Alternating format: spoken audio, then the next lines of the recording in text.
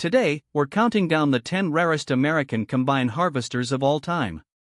These are machines built in the 1900s, occasionally spotted in old photos or dusty barns, but rarely seen working today. So, let's jump in and explore this unique list. Kicking things off at number 10 is the Minneapolis Moline G4. The name might sound familiar to fans of vintage Midwestern equipment. Known mostly for their yellow tractors, Minneapolis Moline also dipped into the combine market. The G4, which came out around 1960, was one of their tries at competing with the larger players. Some brochures and farming articles from back then say the G4 had a 220 cubic inch four-cylinder engine with around 50 horsepower. That may seem small now, but it was enough for a typical grain farm in the early 1960s. Since Minneapolis Moline never hit the same mass production levels as bigger companies like John Deere or International Harvester, the number of G4s made was much lower. It had a grain tank that could hold between 40 to 50 bushels, reasonable back then, but quickly outmatched as the race for bigger combines took off. The G4 had a tough, simple design that made maintenance easy. Still, it didn't sell in large numbers. Minneapolis Moline had a stronger name in tractors, so their combines often got overlooked. Today, few G4s are left, and they're rare at auctions. That said, some collectors still hunt them down, sometimes restoring them to working condition. In vintage farming groups online, you'll occasionally see someone proudly running a G4 at a parade or show. These machines bring back memories and smiles. In the bigger picture, the G4 stands as Minneapolis Moline's effort to stay relevant during a time of fast change in farming. It reminds us that not every American combine got the attention it deserved. At number 9 is the Oliver Model 40. This self-propelled combine showed up in the early to mid-1950s. With its deep green paint, the Oliver stood out visually. The company itself was known for innovation before being folded into a larger brand. The Model 40 is especially rare because it came out during a time of major change in farming. New technologies were taking over, and bigger machines were becoming the standard. The Oliver 40 was medium-sized for the time and usually ran on a 6-cylinder Wakashu engine. That gave it enough power to handle small grains and sometimes corn. Its grain bin held about 40 to 50 bushels, decent but not groundbreaking. What made it different was Oliver's focus on solid build quality. Farmers liked the threshing system for how gently it handled grain. Still, Oliver didn't have the market presence of John Deere or IH, so the Model 40 wasn't made in huge numbers. As farms grew larger, many of these machines were either scrapped or parked and forgotten. For those who ran them, the Oliver 40 brings back memories of simpler times. Skilled hands could keep them going with regular care. A few photos and videos still exist showing these machines in small-town parades or used by family farms. That charm makes the Model 40 a respected oddball in vintage machinery circles. Number 8 is the Allis-Chalmers Gleaner. Up long before the Gleaner name became known for silver combines, it was the creation of the Baldwin brothers in the 1920s. Allis-Chalmers took over in 1955, but the Gleaner A had already begun making a quiet impact. Released around 1951, though exact dates differ depending on the source, the Gleaner A was one of the first Gleaner-branded self-propelled machines. It featured the brand's famous aluminum threshing and separating system, which made it lighter than other steel-bodied models. That lower weight helped reduce soil compaction, something that farmers later came to appreciate more. The Gleaner A usually had a small but dependable engine in the 40 to 50 horsepower range. It wasn't huge, but it worked well for small farms, especially in wheat and other small grains. Production numbers were never very high. And when Allis-Chalmers launched newer combines, the A model was seen as old-fashioned. Many were sold off or simply stopped being used. That's why spotting a Gleaner A today is like looking into a moment of farming history, right when the industry was shifting away from old methods. Though later Gleaners like the M series got more attention, the A holds a special place for showing how the brand evolved. You might still catch a 1950s film showing it at work. It's a rare but important piece of harvesting history. Coming in at number 7 is the John Deere Model 55 Roundback. When you think of John Deere combines, you probably picture massive modern machines, but Deere's real entry into the self-propelled world started with the Model 55 in 1947.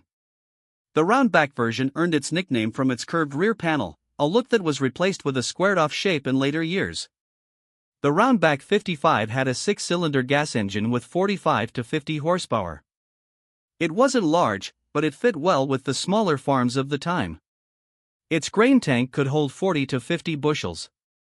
Farmers liked the 55 because of John Deere's solid service network and the machine's easy-to-understand design. It could handle wheat, oats, and soybeans without too much trouble. So why is it rare? Mainly because these early machines were often pushed hard, then scrapped or replaced once better models like the Squareback 55 or the 95 came out in the 1960s. Few made it to retirement in one piece. Still, some collectors have restored them, and they show up occasionally in vintage tractor shows. For John Deere fans, the Roundback 55 is a special reminder of how the brand transitioned from tow-behind models to full self-propelled systems. Next at number 6 is the International Harvester 403. IH has a long history of combine development, but the 403 is an overlooked part of that legacy. Launched in the early 1960s as part of the X03 series, the 403 came out around 1962. It was seen as a medium to large combine. The larger 503 got more attention, so the 403 was sometimes missed by buyers. It usually had a 6-cylinder engine producing about 80 to 90 horsepower, which let it handle corn, wheat, and soybeans pretty well. Its grain tank held about 60 bushels. What set the 403 apart were its features. IH focused on user comfort and easier adjustments, which mattered a lot in those days. But it still wasn't a huge seller. Some farmers stuck with the smaller 303, and others jumped up to the bigger 503. That left the 403 caught in between. As newer models like the 715 and the famous Axial Flow series arrived, the 403 faded fast. Many were used for parts. But when properly maintained, it was a solid performer. These days, finding one running is a rare treat. Vintage machinery fans sometimes bring them to shows, where they turn heads for their blend of simplicity and strength. Moving on to number 5, the New Holland TR70. Combine fans often call the TR70 a groundbreaking machine. Released in 1975, it was the first successful twin-rotor combine. Instead of using the usual cylinder and concave, it gently processed grain using 2 spinning rotors. This idea later shaped many modern combines. But it wasn't all smooth sailing. Early TR70s had issues like rotor balance problems and parts that wore out quickly. While later versions such as the TR75 and TR85 fixed these, the TR70 itself had a short run and wasn't made in big numbers. Many farmers were cautious and stuck to traditional designs. The TR70 had a Ford-built 6-cylinder diesel with about 145 horsepower and a grain tank around 100 bushels. The real selling point was its gentle grain handling, which meant cleaner samples and less waste. Despite early hiccups, collectors now appreciate what the TR70 introduced. Some are still running today, cared for by owners who respect its place in combine history. It wasn't perfect, but it changed the game forever. Number 4 brings us to the John Deere 3300. If the 3300 had a motto, it might be small but mighty. Released in 1972 as part of Deere's 00 series, the 3300 was the smallest, aimed at smaller farms. It had either a gas or diesel engine, around 75 horsepower. Its grain tank could hold about 60 bushels, just right for small fields of soybeans, oats, or wheat. It's rare today because most Deere customers needed more power and turned to the 4400 or 6600 instead. With only a small number made, and many being traded in for larger models later, the 3300 didn't stick around in great numbers. But those who owned one loved its simplicity and how it still shared design features with its bigger siblings. Some orchard and specialty crop growers also liked how nimble it was. Collectors today enjoy bringing these little machines back to life. Online, you can find stories of folks pulling a 3300 from behind a barn and getting it running again. It's a reminder that good things can come in small packages. Number 3 is the Gleaner N7. Launched in 1979, the N7 was Gleaner's big bet on rotary combines. It had a massive rotor and a strong turbocharged engine with over 200 horsepower. On paper, it was a beast, ready to take on huge fields. But early models had bugs, overheating, rotor problems, and tricky systems that needed careful attention.